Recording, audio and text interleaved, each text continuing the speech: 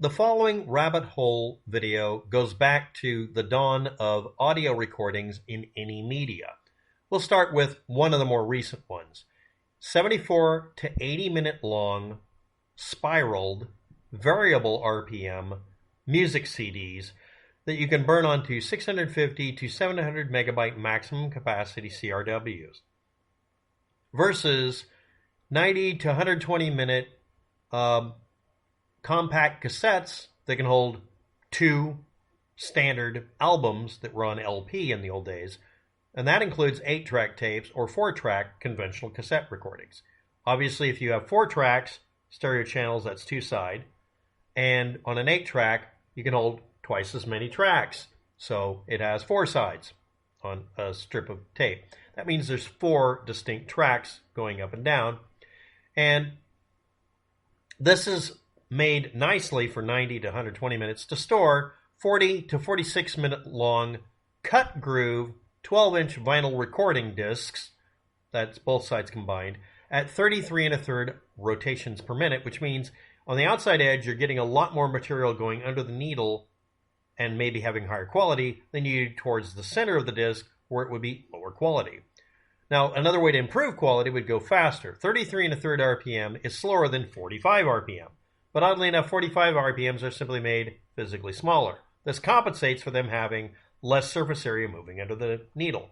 Then there's 78s, which run at a much higher speed, which are also larger and have high quality from the outside to the inside and are bigger.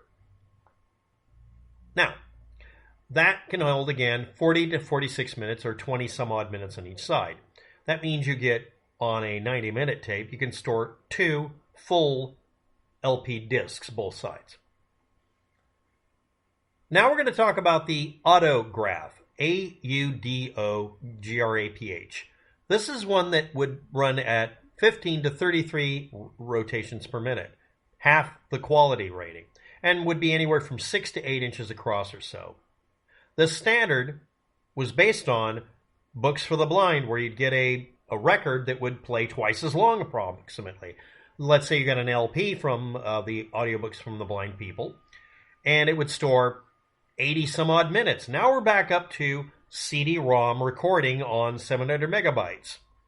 Just got to flip it over halfway through. Now, the Audograph, however, didn't use a cut groove, which removes some material from the plastic and makes it to where the adjacent, wraps don't interfere with each other. As you got the V-cuts like this, they're pretty stable.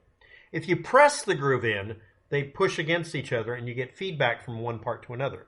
So every rotation, 33 times a minute or so, you'd hear part of the audio before and after what you were talking about or recording. Because unlike a vinyl record, this was recordable. You'd get a blank disc, cut the groove in or press it in, and an Audograph 6 or 8-inch disc would store anywhere from 20 to 60 minutes of recording. And that's one of the methods used for recording in a particular event. The second one is something that's based on, well, I'm going to bring up the high-end version and then we'll go to the low-end. Remember, that was the high-end versus low-end, your LP versus this going maybe the same rotation, but it's pressed in, it's interfering. Oh, by the way, it only has to do voice frequency. Instead of 20,000 cycles per second, it only needs 3,000 cycles per second. So that means you can lower the quality of the equipment and electronics, make things cheaper, or deliberately limit the audio range to make it less noisy. Which means you cannot hear on these recordings as clearly or at all anything above 3,000 cycles per second and anything below 300 cycles per second. It's voice frequency, because the Audograph is a dictation machine, not a high-fidelity recorder. Now we're going to listen to or talk about the 15-minute to 240-minute recording-capable version of a cut groove recording, a lot like our LPs, but ultra-long play, 4 hours or something. And these worked off of loading a 112-foot-long belt, continuous belt, onto a machine and running it in a 3-minute loop while recording 80 grooves across it. Not 8-track, 80-track. And they were all one contiguous recording, and you could even get stereo versions of it. So it's more like 160 tracks worth of stuff at 7.5 inches per second or so. Now, these numbers are all over the place. The strip was a little over an inch wide, really long, and rolled up on a recording spool, and it would not pull but push it from the inside edge, run it past an ordinary record player needle that would move slowly up and down over a really short distance, and then go back around on the outside edge of the spool and be driven by a motor inside of that spool, or pressing against it to rotate it, as well as pulling the thing through like a tape recorder. A combination of a vinyl record and an 8-track technology, again with about 80 tracks. Now this thing ran at a rate that was considered as good as a 78, meaning it was a better quality recording with a lot longer play than your LP vinyl, and it ran on vinyl. Now we're going to talk about something its little cousin.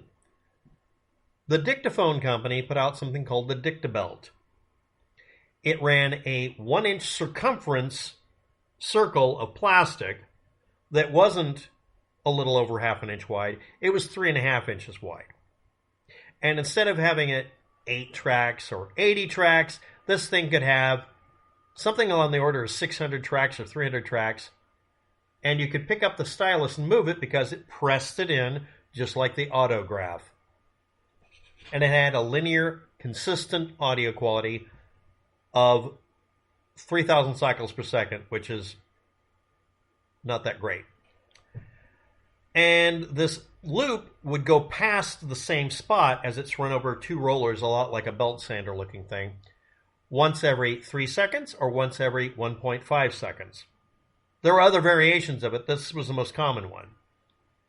And it didn't record continually unless you said so. It's a waste of material. So if you hooked it up, you could hook it up to react to something like someone keying a mic on a radio, or you hitting a button to record something. It's a dictation machine. But it held 10 to 30 minutes of audio, unlike the Audograph, which would hold 20 to 60 minutes, but it's a disc. This meant you could look at it and have a graph going left to right, much more convenient, much more appropriate. Hart, Sharweeker, and Church reports and or committees, or whatever you want to call them, results in the 70s. CIA ties to assassinations and assassination attempts. The Federal Bureau of Investigation and the Internal Revenue Service's illegal actions concerning various things. They were referring to specifically, get this, see if you've heard this before, a plot by the United States government to get the mob to assassinate the President of the United States. No. Oh, no, it was to assassinate the President of Cuba. Anyway, the disclosure of the Zapruder film showing the head recoil effect when Kennedy was hit. All of this made public trust in the Warren Commission's report decline. So the Senate Select Committee on Assassinations of JFK and Martin Luther King kicked in and then agreed with literally everything from the Warren Commission report, but bitched out everybody. But decided to make a couple of exceptions to their assertions. But here's what they decided to say negative. FBI and CIA and the Warren report failed in their duties and responsibilities to the American people.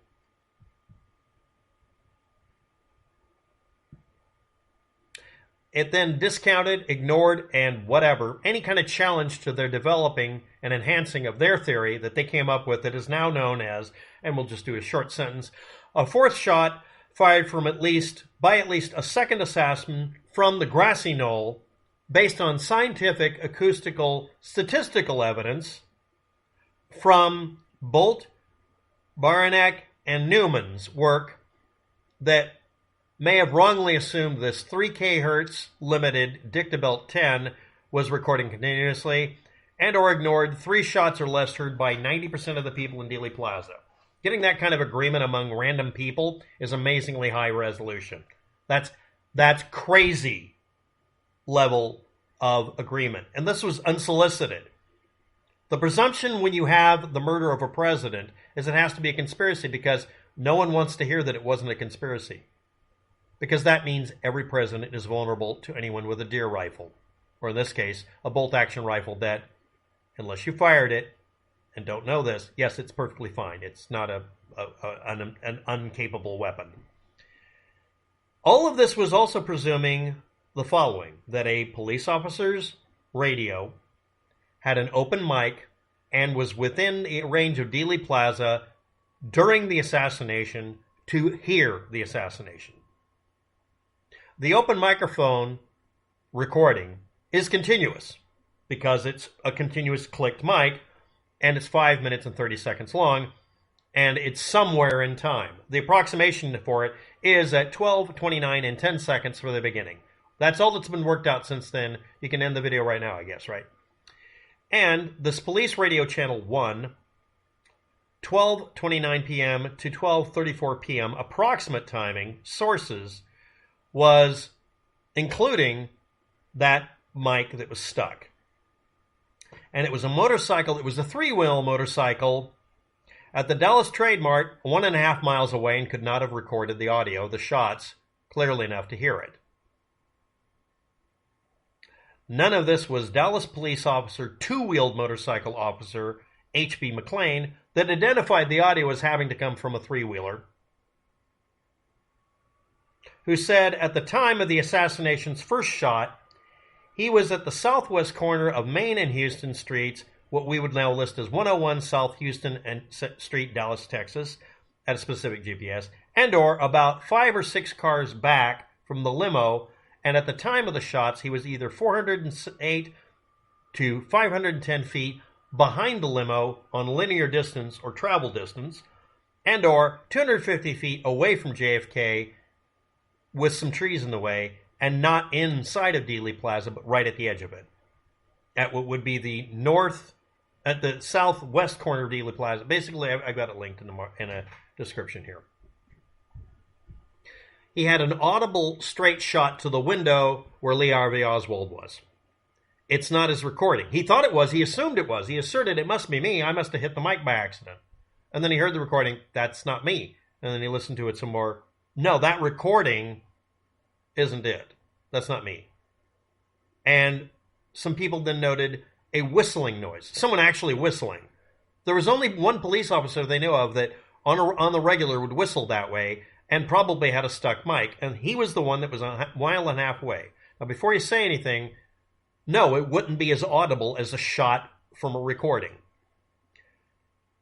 But someone had to get stuck on the idea that they had to prove it was a conspiracy for a very simple reason.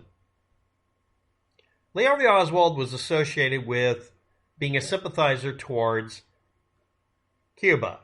And if you're not aware of it, if you want to have a conspiracy theory about it, there was a conspiracy to kill the president of Cuba.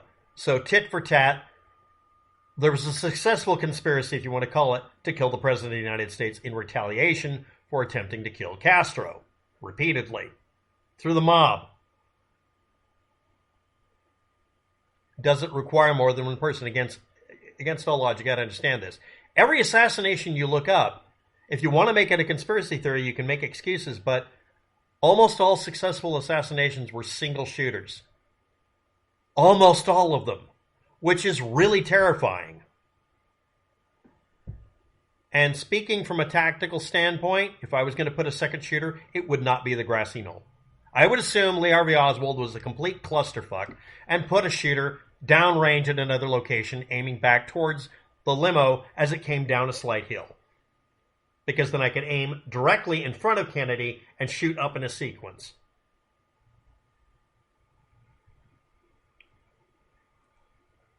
Ordinary Police Duty Channel 1 versus Special Channel number 2, recordings linked below. The audio recording that you can hear that's supposed to be the 60 hertz compensated one by the FBI, you can clearly hear a 3-second loop of click, click, click, click, click, click. It's like a heartbeat. None of the people who claim this investigation proves there was 4 shots point to the exact second where the 4 shots are heard. And when they say statistical analysis, they're talking about the lack of sound and the sudden audio drop as being indicative of pressure waves or something like that. They're not talking about hearing shots. They're talking about something else, and they never seem to specify what part. I've been looking for 2 days. I can't find anybody who just says, this is where it is, and then keep it consistent. It's about a minute into the recording. See if you can hear it. But it's a 3-second loop of audio, so I'm pretty sure they got the timing right on the recording belt. Thanks for watching. Have a good day. Good luck with that. You'll need